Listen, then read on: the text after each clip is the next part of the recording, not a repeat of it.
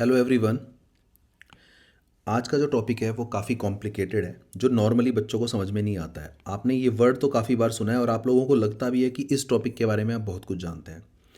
इसमें कन्फ्यूज़न कहाँ पे आपने जो स्टार्ट होता है, आपने देखा होगा, कई बार आपने देखा है कि रोल ऑफ स्टेट पुलिस, क्योंकि पुलिस जो है वो स्टेट का सब्जेक्ट है।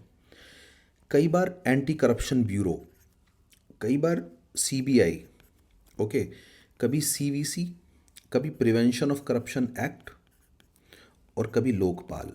आखिर करप्शन में इन लोगों का रोल क्या है?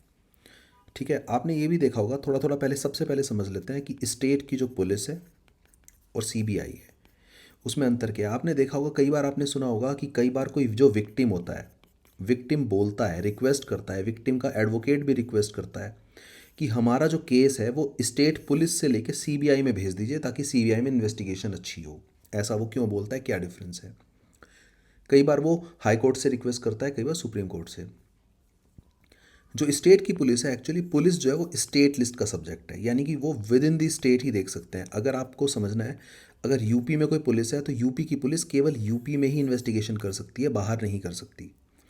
लेकिन जो सीबीआई है, CBI across the states, across the states यानी पूरे इंडिया में कहीं भी, बेंगलोर में, यूपी में, यानी उसको जो इन्वेस्टिगेशन है वो बहुत ज़्यादा अच्छा होगा, क्योंकि वो अक्रॉस दी स्टेट भी कलेक्शन कर सकती है, इन्वेस्टिगेशन कर सकती है, कलेक्शन ऑफ एविडेंस। ओके। कुछ लोग ये भी बोलते हैं कि स्टेट पुलिस बायस हो सकती है, बायस्ड हो सकती है। हमेशा वर्ड यूज़ करो मे बी। क्यों हो सकती है? स्टेट के ऊपर कंट्रोल, स्टेट पुलिस को का जो स्टेट पुलिस के ऊपर जो कंट्रोल होता है वो स्टेट एग्जीक्यूटिव का होता है, यानी कि स्टेट की गवर्नमेंट का होता है। बट सीबीआई क्योंकि सेंटर से कंट्रोल्ड है, तो रिलेटिवली इस बात को बोला जाता है कि ये हो सकता है इम्पार्शियल। रिलेटिवली, हम इसमें 100% नहीं बोलेंगे, कहीं पे भी जजमेंट पास नहीं करेंगे। May be biased, relatively more impartial. इसी तरह से अगेन माना तो दोनों ज़्यादा, दोनों इंडिपेंडेंट होने चाहिए, पर रिलेटिवली ये कंट्रोल्ड होती है, relatively controlled by executive, relatively ये ऑटोनोमस होती है। देखो 100% कुछ नहीं होता। जब आप लोग ऐसा कोई बहाना, ऐसा कोई एक्सक्यूज़ ढूंढते हैं, ऐसा कोई एक्सेप्शन ढूंढते हैं कि ऐसा नहीं है, ये ऑटोनोमस नहीं है, वो अलग चीज़ है। रियल लाइफ में ऐसा माना जाता है कि इन दोनों में रिलेटिवली है। रिलेटिवली अगेन इन दोनों में रिसोर्सेज, अब खुद सोचिए, रिसोर्सेज इनके पास कम होते हैं, इनके पास ज़्यादा होते हैं। टेक्नोलॉजी का भी यूज़, लेटेस्ट टेक्नोलॉजी का यूज़ ये लोग कम करते हैं, ये लोग ज़्यादा करते हैं। यहाँ तक मेरे ख्याल से आपको समझ में आ गया होगा। अब ये समझते हैं कि सीबीआई में एक वर्ड है जनरल कंसेंट। ठीक है, इसको ऐसे याद रखते हैं, वर्सेस स्टेट कंसेंट। स्टेट की कंसेंट और जनरल कंसेंट। सीबीआई के केस में, क्योंकि सीबीआई जितनी भी स्टेट्स हैं, स्टेट 1, स्टेट 2, स्टेट 25, जितनी भी स्टेट्स हैं इंडिया के अंदर, ये माना जाता था पहले, अर्लियर, कि अर्लियर जनरल कंसेंट है सारी की सारी स्टेट्स की, ऑल स्टेट्स कि सीबीआई जिसमें चाहे, सीबीआई तमिलनाडु में भी, यूपी में भी, बिहार में भी, हर जगह जहाँ भी चाहेगी वहाँ पे इन्वेस्टिगेशन कर सकती है। पर बाद में, बट लेटर लेटर ऑन ये पाया गया कि सम स्टेट्स, उनको लगा, जैसे तमिलनाडु है, वेस्ट बंगाल है, अब अगर तमिलनाडु में दूसरी गवर्नमेंट है और सेंटर में दूसरी गवर्नमेंट है, पार्टी, पॉलिटिकल पार्टी, सपोज यहाँ पे बीजेपी है, यहाँ पे कोई और पॉलिटिकल पार्टी है, तो ऐसे में कुछ स्टेट्स को लगने लगा, तमिलनाडु को, वेस्ट बंगाल को, किसी भी स्टेट को, कि हो सकता है सेंटर सीबीआई को मिसयूज करे उन स्टेट्स के अगेंस्ट।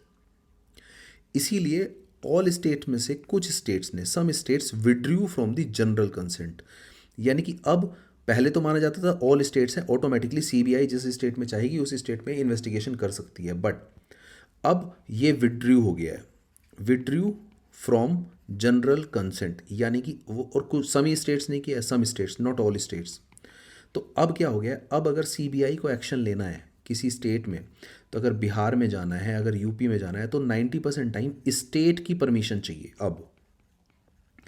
यानी कि अब अगर, और कई बार ऐसा हुआ है कि अगर किसी ऑफिसर के अगेंस्ट कोई केस चल रहा है और सीबीआई ने अगर स्टेट परमिशन नहीं ली और डायरेक्ट उन्होंने एक्शन लिया, तो कई बार अगर परमिशन नहीं लिया तो केवल इस छोटी सी प्रोसीजरल एरर की वजह से भी वो पूरा का पूरा केस हाई कोर्ट में या सुप्रीम कोर्ट में क्वैश हो जाता है, क्योंकि प्रोसीजरली भी सीबीआई को सही होना है। तो अभी आपको क्या समझ में आया? पहले जनरल कंसेंट माना जाता था, अब नहीं सारी स्टेट्स का, अब स्टेट की कंसेंट लेना जरूरी है सीबीआई को उस स्टेट में काम करने से पहले, ठीक है, इन्वेस्टिगेशन से।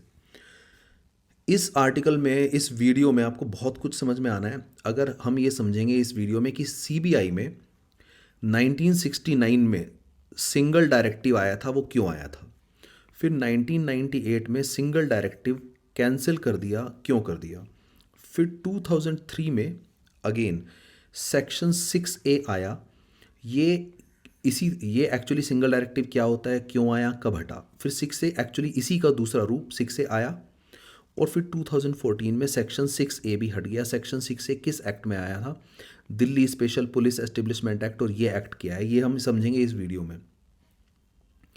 उसके बाद सीवीसी 1963 में जब आया तब वो आया था एग्जीक्यूटिव रिजोल्यूशन से, लेकिन 2003-4 में वो बन गया स्टैट्यूटरी। तो वो क्यों बना और उससे क्या फ़ायदा हुआ। इसी तरह प्रिवेंशन ऑफ करप्शन एक्ट वो आया था 1988 में, लेकिन बाद में सेक्शन 17A जोड़ा गया 2018 में, और अभी फ़िलहाल रिसेंटली स्प्लिट डिसीजन हुआ है सुप्रीम कोर्ट का, वो हुआ है 2026 में। और लोकपाल आया था 2013 में, हालांकि 2019 तक कोई भी लोकपाल उस टाइम पे वो कोई ना कोई वजह से वैकेंसी रहती थी। अब इस वीडियो में हम ये सारी चीज़ें थोड़ा डिटेल में समझेंगे, ठीक है। सबसे पहले हम शुरू करते हैं कहानी कि सीबीआई कैसे बना। 1940 में क्या हुआ, 1940 में वर्ल्ड वॉर 2 चल रहा था, जितने छोटे नोट्स हैं वर्ल्ड वॉर 2, और उस वर्ल्ड वॉर 2 के टाइम पे एक था वॉर सप्लाई डिपार्टमेंट। अब वॉर सप्लाई डिपार्टमेंट में धीरे धीरे पता लगा कि इस डिपार्टमेंट में करप्शन हो रहा है, ओके, इस डिपार्टमेंट के लोग कुछ करप्शन कर रहे हैं, इसलिए 1941 में स्पेशल पुलिस एस्टेब्लिशमेंट केवल इसलिए आया ताकि वो इस करप्शन को हैंडल कर सके, देख सके कि कौन कर रहा है, इन्वेस्टिगेशन। ऑब्वियसली 1941 में आए, यानी कि इसको ब्रिटिश लेके आए। फिर 1946 में इसी चीज़ का नाम चेंज कर दिया, अब इसमें दिल्ली और ऐड कर दिया, दिल्ली स्पेशल पुलिस एस्टेब्लिशमेंट, और ये एक्ट बना 1946। यानी कि ब्रिटिश के टाइम में एक Delhi special police establishment act, इसका मेन काम ही है करप्शन को हैंडल करना। नाम ये है Delhi special police establishment act, ये 1946 में था। लेकिन 1960s में या 1962-63 में एक कमेटी आई, संथानम कमेटी, जितने भी वर्ड मैं बोल रहा हूँ ना, संथानम कमेटी ने रिकमेंडेशन दी, और ये जो DSPE है या स्पेशल पुलिस एस्टेब्लिशमेंट है, इसका रीनेम कर दिया और इसको बोला सीबीआई, यानी कि सेंट्रल ब्यूरो ऑफ इन्वेस्टिगेशन, जो कि करप्शन के लिए इन्वेस्टिगेशन करती है, पहले जो ये करते थे। 1963 में इनका रीनेम हो गया। मुझे लगता है यहाँ तक आपको समझ में आया। ये संथानम कमेटी ने हालांकि उसी टाइम पे एक दूसरी ऑर्गेनाइजेशन का भी नाम किया था, वो एक्चुअली बर्थ हुआ था सीवीसी, सेंट्रल विजिलेंस कमीशन। तो सेंट्रल विजिलेंस कमीशन और सीबीआई दोनों ऑर्गेनाइजेशन संथानम कमेटी ने 1960s में, ये यहाँ तक आपको समझ में आ गया। अब ये सोचा गया था कि सीबीआई एक ऐसी प्रीमियर ऑर्गेनाइजेशन होगी जो इन्वेस्टिगेशन करेगी किसी के भी खिलाफ, और इतना अच्छा इन्वेस्टिगेशन करेगी कि ये बहुत ही इंडिपेंडेंट रहेगी। कि ये इंडिपेंडेंट का मतलब है कि ये किसी भी गवर्नमेंट के अगेंस्ट एक्शन ले सकती है, एग्जीक्यूटिव के अगेंस्ट एक्शन ले सकती है, इसको कोई कंट्रोल नहीं कर पाएगा। बट 1969 से रफली, अगेन जितने भी ईयर्स मैंने लिखे हैं उनको आप रफली 1970s इस तरह से कर सकते हैं, एक ट्रेडिशन शुरू हुआ, उस ट्रेडिशन को बोलते हैं सिंगल डायरेक्टिव। सिंगल डायरेक्टिव का क्या मतलब है, सिंगल डायरेक्टिव का मतलब है कि गवर्नमेंट या फिर एग्जीक्यूटिव जब देते हैं सिंगल डायरेक्टिव किसको, सीबीआई को, तो सीबीआई को मानना पड़ता है। दूसरा, अगर सीबीआई को किसी सीनियर के अगेंस्ट एक्शन लेना है, इन्वेस्टिगेशन करना है, तो फिर उससे पहले प्रायर परमिशन चाहिए, किसकी, गवर्नमेंट की। तो मेरे ख्याल से सिंगल डायरेक्टिव आपको समझ में आ गया। सिंगल डायरेक्टिव की वजह से ये शुरू हुआ कि गवर्नमेंट अब एक्शन डायरेक्शन देगी और प्रायर परमिशन लेनी पड़ेगी, यानी कि सिंगल डायरेक्टिव की वजह से सीबीआई की वैल्यू कम हो गई, इंडिपेंडेंस कम हो गई। यहाँ तक आपको समझ में आया। 1988 में एक एक्ट आया, पार्लियामेंट ने एक एक्ट पास किया, prevention of corruption act. Actually 1988 से पहले भी बहुत सारे एक्ट थे। अगर आईपीसी आपको पता है भाई, इनकम टैक्स एक्ट भी करप्शन को देख रहा है, इंडियन पेनल कोड लेकिन ये सब ना जनरल लॉ थे, कोई स्पेसिफिक करप्शन का लॉ नहीं था। 1988 में ये आ गया है। 1990 में एक बहुत इम्पॉर्टेंट केस आया, वो था जैन हवाला केस। जैन हवाला केस में इन दो जो जैन ब्रदर्स थे, उनके पास एक्चुअली वो पॉलिटिशियंस को ब्राइब करते थे, और जब सीबीआई ने रेड की तो सीबीआई को वो डायरी मिल गई जैन हवाला में। डायरी मिलने के बाद भी still CBI could not, still no action, कोई भी एक्शन ज़्यादा नहीं हो पाया, स्पेशली नो बिग एक्शन। सब कुछ मिलने के बाद भी कुछ नहीं हो पाया। ठीक है, फिलहाल इतना ही कि जैन हवाला था, जैन जैन ब्रदर्स थे, और पॉलिटिशियन को और काफ़ी लोगों को वो ब्राइब करते थे। उस डायरी में सबका नाम लिखा हुआ था कि किसको कितना गया डायरी में, हैंड रिटन। वो डायरी मिल भी गई सीबीआई को, उसके बाद भी कोई एक्शन नहीं हुआ। तो 1993 में एक जर्नलिस्ट है विनीत नारायण, इन्होंने एक पीआईएल की सुप्रीम कोर्ट में कि ये गलत बात है, जैन हवाला में जब सब कुछ मिल गया है तो फिर एक्शन होना चाहिए। जब इन्होंने पीआईएल की और वो केस काफ़ी टाइम तक चला, तो फाइनली 1998 में सुप्रीम कोर्ट ने एक जजमेंट दिया और उन्होंने बोला यस, ये जो सिंगल डायरेक्टिव है ये एक्चुअली गलत है, सिंगल डायरेक्टिव गलत है। तो सिंगल डायरेक्टिव जो शुरू हुआ था 1969 में, यानी कि अब सीबीआई बार बार परमिशन नहीं लेगी सीनियर के अगेंस्ट अगर उनको इन्वेस्टिगेट करना है, यानी सीबीआई की इंडिपेंडेंस, अब दोबारा सीबीआई की इंडिपेंडेंस थोड़ी बढ़ा दी। ठीक है, यानी कि विनीत नारायण केस थोड़ा इंपॉर्टेंट था। तो समझते हैं कि before Vineet Narayan case and after Vineet Narayan case क्या हुआ। पहले क्या था, पहले जो सीवीसी हुआ करता था, सीवीसी के बारे में हम अभी डिटेल में पढ़ेंगे इसी आर्टिकल, इसी वीडियो में। पर पहले CVC by executive resolution, by executive resolution, इससे पहले तो ये सीवीसी जब बनी थी 1963 में, 64 में, लेकिन अब 2003-4 के अंदर सीवीसी को स्टैट्यूटरी स्टेटस दे दिया, यानी कि अब पार्लियामेंट ने भी अप्रूवल दे दिया, तो थोड़ा बड़ा स्टेटस हो गया है। ओके, जो पहले इस केस से पहले सीबीआई जो कंट्रोल होती थी, वो होती थी controlled, normally controlled by executive मेरे ख्याल से। लेकिन अब क्या हुआ है, अब ये शिफ्ट कर दिया है, अब सीबीआई ओवरसीड, ठीक है, बाई ओवरसीन बाई सीवीसी, यानी कि पहले एग्जीक्यूटिव जो कंट्रोल कर रहा है सीबीआई को, अब सीवीसी एक दूसरी इंडिपेंडेंट बॉडी ले आए। अभी जितनी भी बार हम बात कर रहे हैं इंडिपेंडेंट वर्ड की, ये ऑन पेपर है। पहले जो सीबीआई के डायरेक्टर होते थे, उनको जो अपॉइंटमेंट होता था बाई गवर्नमेंट। तो यानी कि गवर्नमेंट का रोल होता था उस टाइम पे, जो भी पॉलिटिकल पार्टी है, बीजेपी है, कांग्रेस है, वो सीबीआई डायरेक्टर अपनी पसंद का अगर चूज़ कर लेंगे और फिर उनसे हो सकता है अपने हिसाब से इन्वेस्टिगेशन कराएं, यानी बायसनेस हो सकती है। लेकिन अब क्या हुआ, अब एक कमेटी बनी, अब एक सिलेक्शन कमेटी बनी, यानी अब गवर्नमेंट का रोल नहीं है, अब सिलेक्शन कमेटी का रोल है, यानी अब थोड़ा इंडिपेंडेंट सीबीआई डायरेक्टर बनेंगे। इससे पहले सिंगल डायरेक्टिव हुआ करता था, इस केस के बाद होता था, अब सिंगल डायरेक्टिव इस केस के बाद हटा दिया है। और एक लास्ट पॉइंट कि इस केस से पहले जो जुडिशरी थी, जुडिशरी का जो ओवरसाइट था, ओवरसाइट ऑन सीबीआई, वो बहुत ही लिमिटेड था, यानी कि जुडिशरी कंट्रोल नहीं करती थी सीबीआई को। लेकिन अभी शुरू हो गया एक नया दौर, वो था कॉन्टीन्यूअस मैंडेमस। कॉन्टीन्यूअस मैंडेमस का मतलब है कि अब जुडिशरी सीबीआई को कॉन्टीन्यूसली मैंडेमस देगी, यानी कि कॉन्टीन्यूसली डायरेक्शन देगी कि अच्छा काम करो, इंडिपेंडेंटली करो, बिना डरे करो। मेरे ख्याल से इतना पॉइंट समझ में आ गए हैं। 2003 में कुछ अच्छा हुआ तो कुछ हल्का सा बुरा भी हुआ। ठीक है, अच्छा क्या हुआ कि अब सीवीसी को, ये 2003 2004 थोड़ा थोड़ा कन्फ्यूजन रहता है, अलग अलग बुक में अलग अलग लिखा होता है। अभी ये हुआ कि सीवीसी को स्टैट्यूटरी स्टेटस दे दिया, यानी कि थोड़ा वैल्यू बढ़ा दी। लेकिन एक अजीब चीज़ हुई कि जो पहले सिंगल डायरेक्टिव हुआ करता था, अब उसको न्यू फॉर्म में सेक्शन 6A ऐड कर दिया Delhi special police establishment act में, यानी कि old wine in new bottle. पहले जो चीज़ सिंगल डायरेक्टिव थी, वो जो कि 69 में आई थी, उसके बाद 1998 में ख़त्म हो गई थी, वो अगेन 2003 में रिवाइव हो गई है, नए नाम से। चीज़ वही है, यानी कि चीज़ वही है का क्या मतलब है कि अगेन जब सीबीआई, अगर सीबीआई को किसी सीनियर को इन्वेस्टिगेट करना है, कोई 15-16 साल पुराना senior IAS IPS IRS officer है तो सीबीआई अगर उनको इन्वेस्टिगेट करना चाहती है, जूनियर को तो कर सकती है, बट अगर सीनियर को करना चाहती है तो फिर प्रायर परमिशन लेनी पड़ेगी। ये था इसका इस सेक्शन का मतलब। यानी कि ये जो सेक्शन है सेक्शन 6A, ये अगेंस्ट था आर्टिकल 14 के, क्योंकि आर्टिकल 14 है एवरीवन इज इक्वल, लेकिन 6A तो बोलता है सीनियर्स के लिए अलग, जूनियर्स के लिए अलग, तो ये गलत है।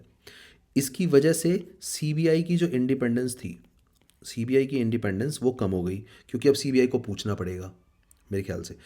ठीक है, तो इतना पॉइंट होने के बाद अब जो नेक्स्ट देखो, ये जो कनेक्शन मैं आपको बता रहा हूँ, इन ये जो ईयर हैं और ये जो आपस में टॉपिक्स कनेक्टेड हैं, ये इधर उधर बिखरे रहते हैं, स्कैटर्ड रहते हैं। अगर इनको आप एक तरीके से समझेंगे, जोड़ के समझेंगे, तब ज़्यादा समझ में आएगा। 2013 में कुछ अच्छा हुआ, काफ़ी कुछ अच्छा हुआ। क्या क्या अच्छा हुआ?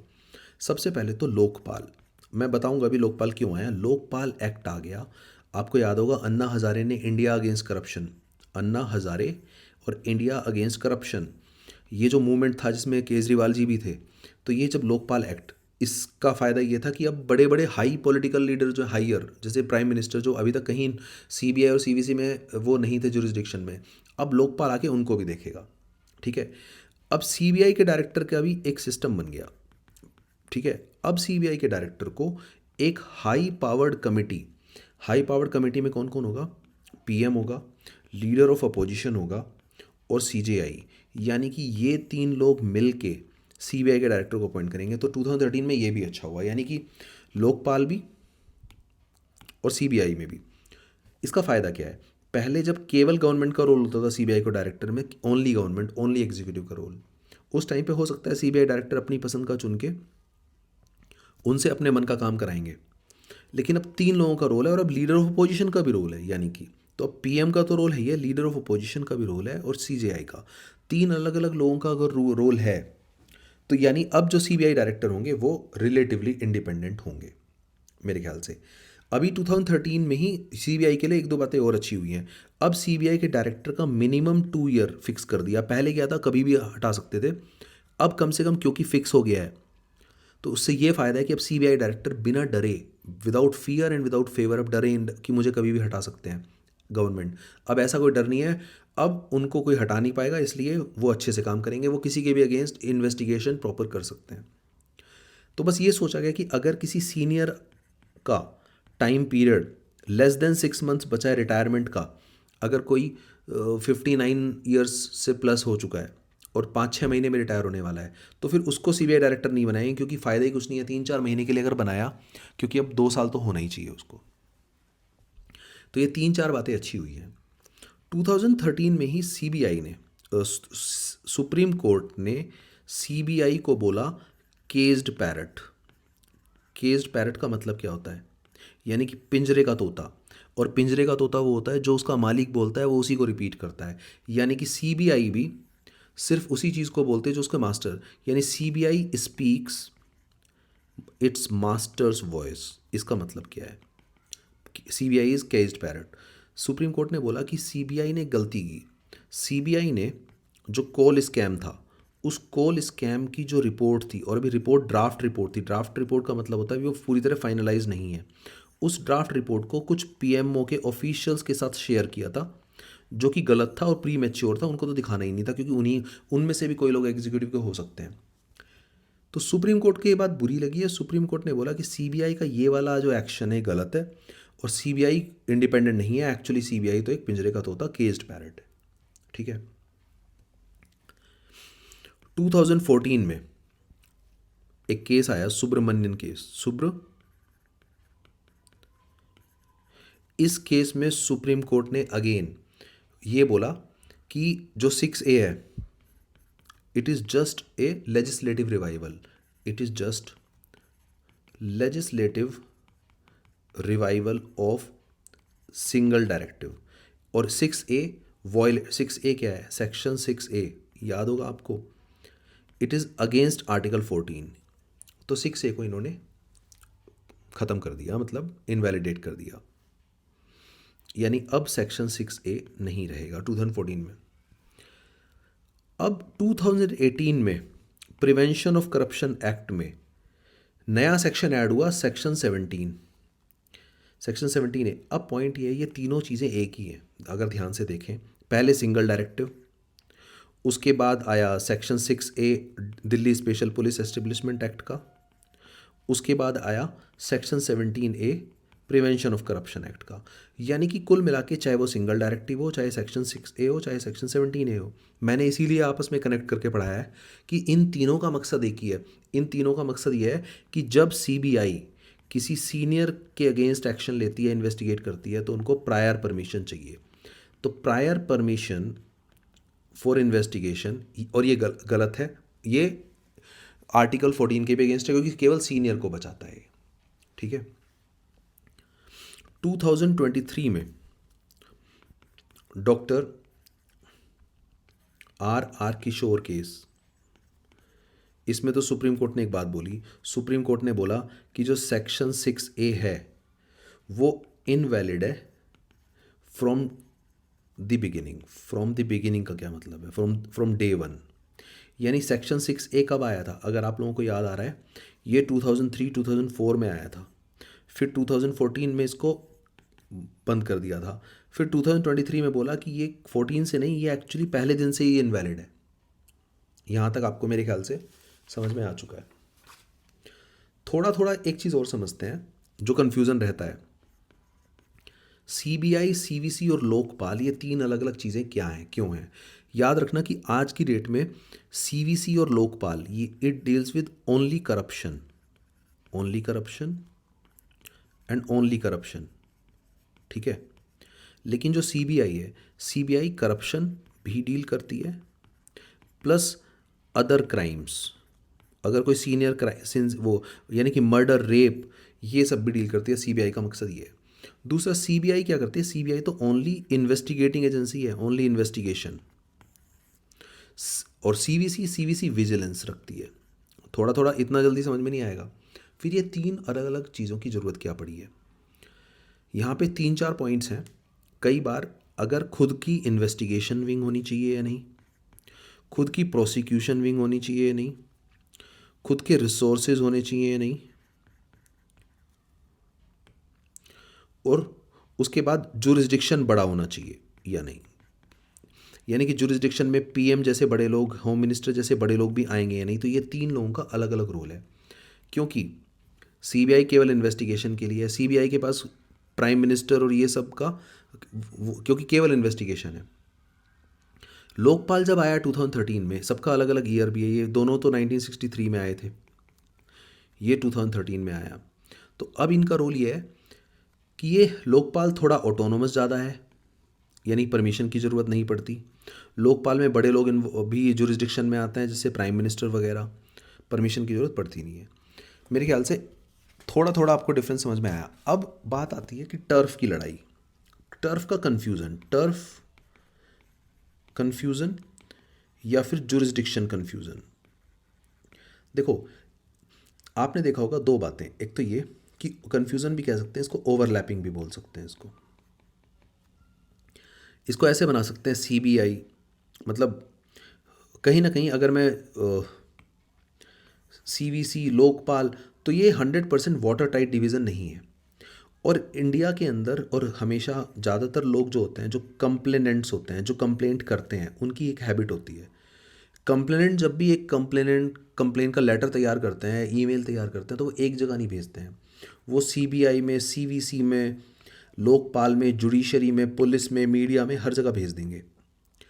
ओके। और कई बार केस पैरेलली भी चलता है, तो इसलिए आपको कन्फ्यूज़न नहीं होना है। कई बार आपने देखा होगा केस, वुमेन का केस है तो वुमेन का केस जुडिशरी में भी चल रहा है, वुमेन का case NCW, national commission for women में भी चल रहा है। यानी कि इससे कोई आपको परेशान होने की ज़रूरत नहीं है, क्योंकि क्लियर कट कोई डिवीज़न अभी भी नहीं है। कोशिश चल रही है कि हो जाए। अब हम शुरू करते हैं कि CVC थोड़ा थोड़ा।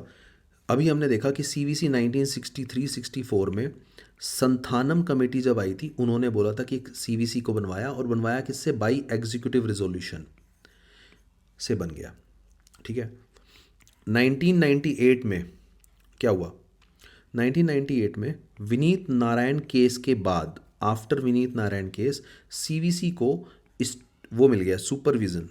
CVC got supervisory power on CBI, पहले भी होती होंगी, यानी कि उसके बाद थोड़ा फ़ायदा हुआ है। 2003-4 में ये सीवीसी बन गई स्टैट्यूटरी, ठीक है। 2004 में 2004 में सीवीसी ने लॉन्च किया पिडपी, ठीक है। पिडपी में public interest disclosure and protection of informer. एक बार मैं लिख देता हूँ, public interest disclosure and protection of informer. ये अगर दो चीज़ें हैं, यानी कि पब्लिक के इंटरेस्ट में अगर कोई डिस्क्लोज करता है कॉन्फिडेंशियली कोई करप्शन की बात, तो उस इन्फॉर्मर का प्रोटेक्शन होगा।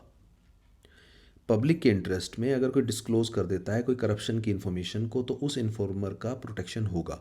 सीवीसी ने ये शुरू किया, ओके। 2006-7 में सीवीसी ने शुरू किए इंटीग्रिटी पैक्ट। इंटीग्रिटी पैक्ट्स होता है एग्रीमेंट, किसके बीच में भाई? गवर्नमेंट के बीच में और कोई भी प्राइवेट बिडर, इन दोनों के बीच में एक एग्रीमेंट साइन हुआ। इस एग्रीमेंट को बोला इंटीग्रिटी, यानी कि ना तो ये लोग ब्राइब देंगे ना ये लोग ब्राइब लेंगे, ना तो गवर्नमेंट के लोग ब्राइब लेंगे और ना ही प्राइवेट लोग ब्राइब देंगे। ये एग्रीमेंट का पार्ट है, यानी दोनों इंटीग्रिटी रखेंगे। बिडर का मतलब है जब गवर्नमेंट कुछ प्रोक्योर करती है, सपोज गवर्नमेंट को कुछ भी प्रोक्योर करना है कोई भी आइटम, तो उस आइटम के लिए सपोज 5 प्राइवेट के लोग हैं जो बिडिंग कर रहे हैं, तो होता क्या है कई बार 5 में से कोई 1 या 2 आदमी ऑफर कर देते हैं गवर्नमेंट ऑफिसर को कि एक काम करो आप ना हमें दे दो ये टेंडर, तो हम आपको कुछ पैसा दे देंगे, कट 3% 5%। तो ये इंटीग्रिटी पैक्ट आपको आंसर में तो जरूर जिक्र करना है। और 2014 में विसल ब्लोअर एक्ट, ये ऑलमोस्ट सेम है हालांकि पिडपी की तरह, कि जो विसल ब्लोअर है जो इन्फॉर्मर है उसको प्रोटेक्शन मिलेगी। तो अब हम बात करते हैं कि सीवीसी में एक्चुअली क्या पॉजिटिव रहा और क्या नेगेटिव रहा। अगर आप ईयर वाइज याद रखेंगे ना, देखो 2004 में सीवीसी ने पिडपी शुरू किया, ये थोड़ा ठीक रहा। 2006 में इंटीग्रिटी पैक्ट्स किए, ये भी ठीक थे। 2007 में 2G स्कैम में रोल प्ले किया। 2009 में कोल स्कैम में रोल प्ले किया। 2010 में कॉमनवेल्थ गेम्स के स्कैम में रोल प्ले किया। और 2014 में विसल ब्लोअर एक्ट, यानी कि थोड़ा थोड़ा सीवीसी में रफली ये 4-5 चीज़ें उन्होंने की हैं। सीवीसी की नेगेटिव चीज़ क्या है? अगर नेगेटिव है तो CVC no direct prosecution direct नहीं कर सकते, यानी कि सीवीसी के पास ना एनफोर्समेंट करने की ताकत नहीं है, एनफोर्समेंट टीथ नहीं है, ओके। सीवीसी डिपेंड करती है कभी सीबीआई पे, कभी कोर्ट पे। सीवीसी को बोला जाता है कि वो ऑटोनोमस है, बट ऑटोनोमस उतनी नहीं है, एक्चुअली कंट्रोल्ड है, कहने की बात है। सीवीसी का जुरिस्डिक्शन काफ़ी कम है, बहुत ही लिमिटेड है। फॉर एग्जांपल जो हाई पॉलिटिशियन होते हैं, हाई प्रोफाइल पॉलिटिशियन, पीएम वगैरह, वो सीवीसी के जुरिस्डिक्शन में नहीं आते हैं। सीवीसी के पास रिसोर्सेज की कमी है और बैकलॉग काफ़ी पड़ा हुआ है। मेरे ख्याल से ये भी क्लियर हो गया है। अब बात ये आती है कि जब सीबीआई भी था, सीवीसी भी था, तो फिर why Lokpal was required in 2013, ऐसा क्यों हुआ? हमने देखा कि अन्ना हज़ारे ने इंडिया अगेंस्ट करप्शन का जो मूवमेंट चलाया था, उसमें मैं 4 रीज़न लिख रहा हूँ। अगर नंबर 1, अगर खुद का ऑन इन्वेस्टिगेशन विंग अगर है, अगर खुद की ऑन प्रोसिक्यूशन विंग है,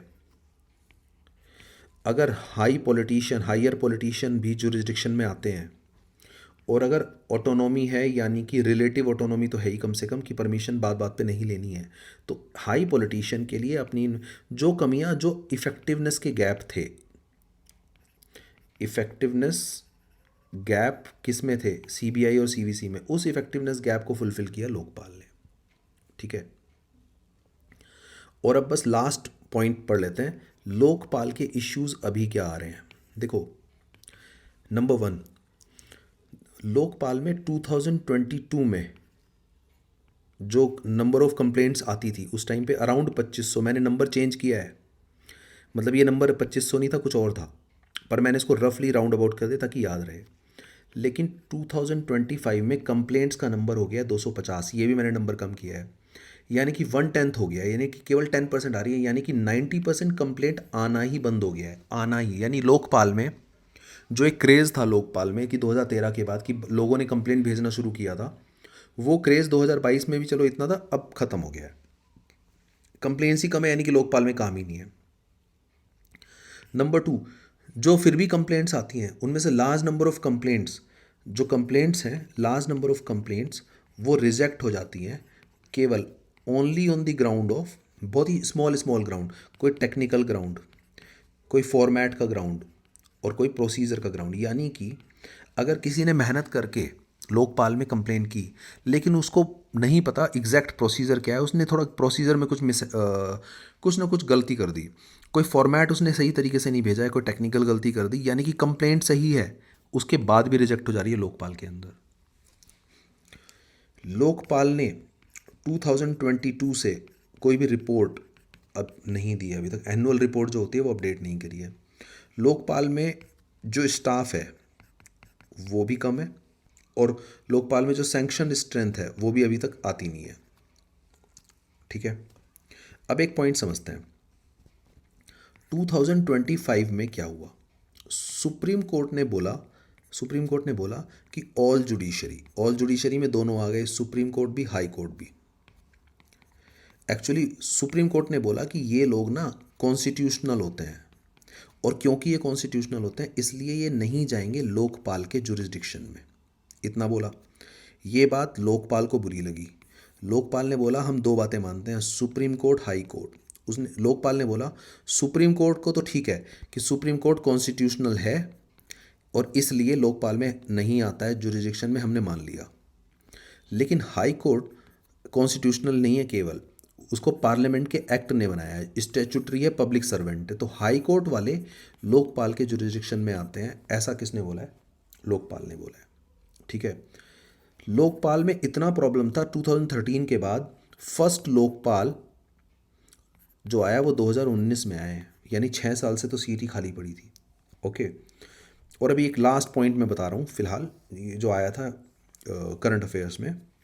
अभी लोकपाल ने क्या किया, लोकपाल ने एनपीसी, नेशनल प्रोडक्टिविटी काउंसिल, इस नेशनल प्रोडक्टिविटी काउंसिल में कोई प्रमोशन जो होता है उस प्रमोशन से रिलेटेड कोई इरेगुलरिटी थी प्रमोशन में किसी के, तो उस पे लोकपाल ने क्या किया, लोकपाल ने ऑर्डर दे दिया। पर बाद में सुप्रीम कोर्ट ने बोला कि लोकपाल का जुरिस्डिक्शन प्रमोशन है ही नहीं।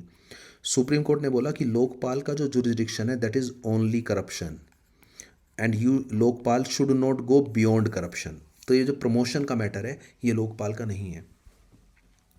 मैंने कोशिश की है इतने सारे कंफ्यूजिंग पॉइंट्स जो स्कैटर्ड हैं सेक्शन 6 से सेक्शन 17 है, सिंगल डायरेक्टिव, लोकपाल, एक ही जगह पे लाने की, ताकि जब आप न्यूज़पेपर पढ़ो, कुछ भी पढ़ो, तो आपको समझ में आए।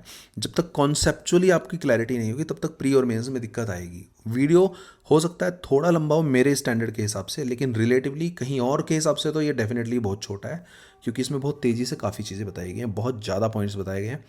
इनको हाथ से लिख के नोट्स बनाना, एक पेज के अंदर पूरा का पूरा टॉपिक कवर हो जाएगा। Thank you so much.